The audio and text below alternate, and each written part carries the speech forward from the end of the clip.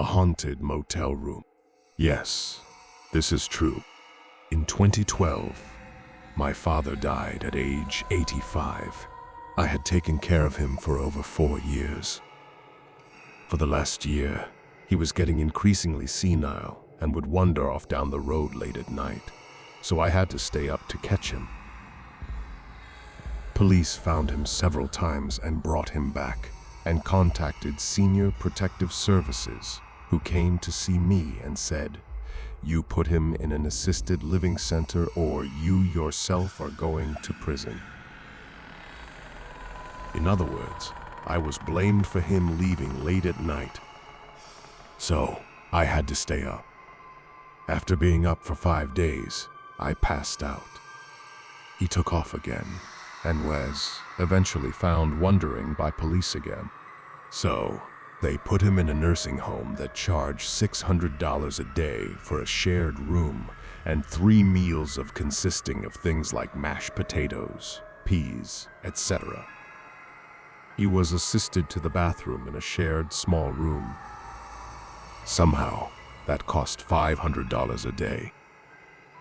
Well, within a month, his insurance ran out, so they sent him to a hospice. He wasn't dying, and cut off food and water because his insurance would no longer pay for the nursing home. He was starved to death literally because his insurance ran out. I had no money to help him, and my brother could not shell out $500 a day.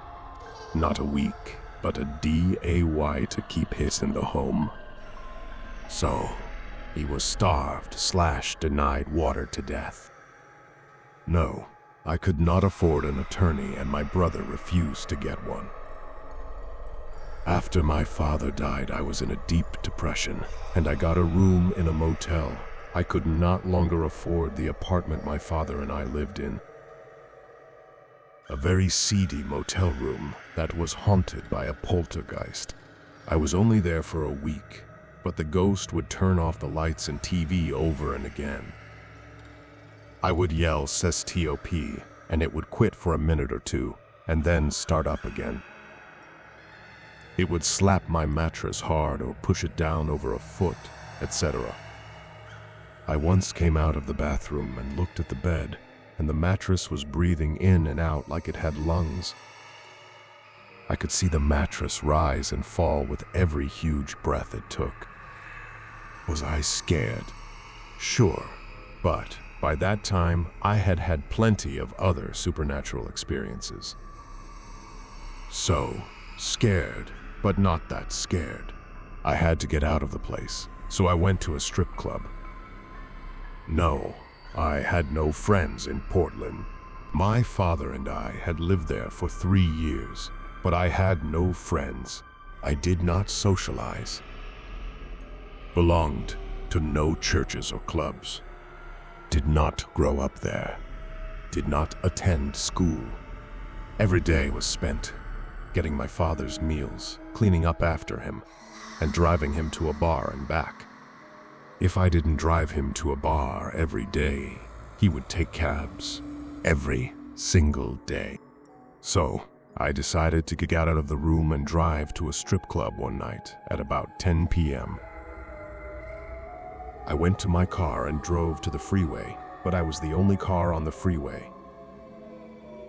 That freeway fed into Interstate 5 and then 405, and again, I was alone. There was no cars anywhere. It was 10 p.m. on a Saturday night. I headed over to Beaverton to the strip club, and I did not see a soul and saw no other cars.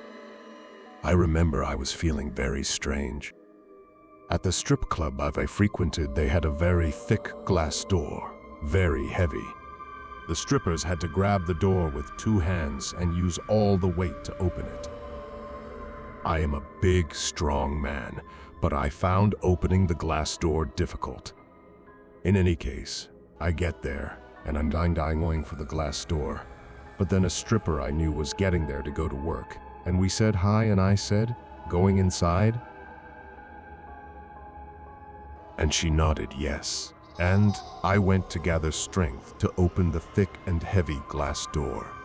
But When it did, it was as light as air. I was dumbfounded. She walked in and went to the dressing room. I sat on a chair I usually sat in when I visited there. About 10 minutes later, several other strippers I did not recognize came out into the main room where I was and said, "Are you a ghost?" I said, "What?"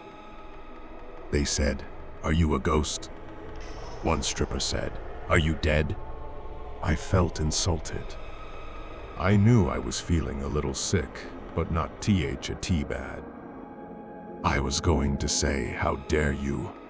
But instead I said, "No, can you see me breathing?" The stripper said, "AREYUDEAD," again, but this time louder. I said, "No."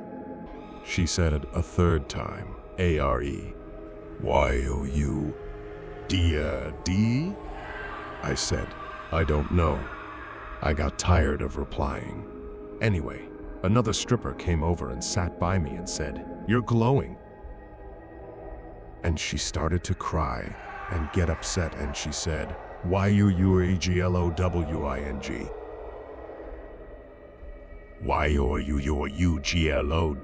YUUGLOWING." And she cried louder and got louder until I put up my hand like, "Shut up," and she stopped and she ran away, crying. I knew I probably didn't look my best, but I felt really insulted. Finally, another stripper came out and asked, "Who are you?" And I told her my name, but she said no, WHOAREYU. I told her my name again, and she said TLLME, WHOAREYUU. And so I sarcastically said, I'm what from here? I'm from another planet. The girls jumped up and ran into the back. At that point, a fellow ran into the strip club and looked at me, and his eyes bulged, and then he ran back out. I sat there for another 20 minutes with no girls out, until finally the manager came out and said, "Sir, I'm sorry, but you have to leave." So, I got up and left. I drove home, about 15 miles, and, like before, I saw nobody and there was no other car on the road, and most of that way back to the haunted motel room was by 3 different freeways. No other cars, and by this time, it was about 12 midnight in Portland, Oregon on a Saturday night.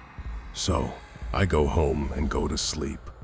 I wake up the next day thinking, wow, that was the most detailed and lifelike dream I've ever had.